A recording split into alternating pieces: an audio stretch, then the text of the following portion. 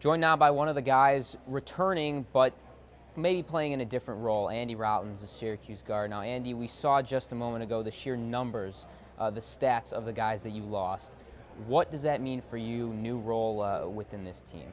Probably going to look to take on a bit of a more scoring role. I'm looking forward to that, though, considering I played with Canada this summer. I did the same thing. It's not really going to be an issue for me.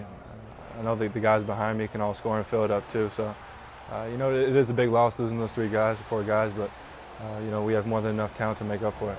Specifically on the defensive end, now moving into the full-time starting guard position, what does that mean for you defensively? How is that going to change the way that you're playing on that end? I don't think it's going to change defensively at all. I mean, I gave it 110% last year.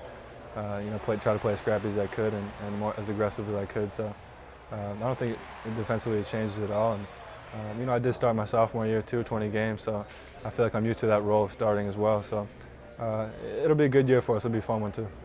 Andy, there's a lot of experience on this team, but in a lot of different ways. You, along with Arenze, the two fifth-year seniors in the starting lineup, what kind of leader are you? And are you going to be that guy that's either going to be the vocal leader, the lead by example, and do you look upon yourself to be that veteran on this team? Absolutely. I mean, I'm going to try to be both of those, lead by example and as well as vocally. But I think vocally is going to be a big one on the court this year, just to keep the guys' heads up when they make mistakes, because we're all going to make mistakes. But just keeping the young guys in it, keeping everybody in it, the energy up, and we have to play a smart game, smart, clean game out there. Andy, in terms of the starting backcourt, you have your position at the shooting guard, and then your backcourt mate, Scoop Jardine, Brandon Trish, a former teammate of yours at JD. Kind of handicap that battle and that position for us. How do you see the two playing, and how do you think the playing time is going to be divvied out? I mean, they can be interchangeable at any time. They're both great guards. Scoop lost a bunch of weight this summer, and he's got a much improved mid-range game and a three-point shot. He's getting to the basket with ease too. Brandon is the same thing. He's a great three-point shooter. He's physical, he's tough, and he makes good decisions. So it could go either way. We don't mind it going either way. Scoop and Brandon don't mind it going either way either. So the whole aspect is just win.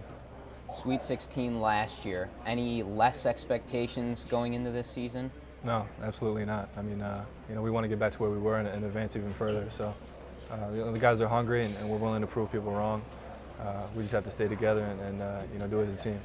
All right, Andy Rautins, best of luck this season, Andy. Thanks, guys. Appreciate it. All right, now let's take a look at who he's going to be sharing the backcourt with.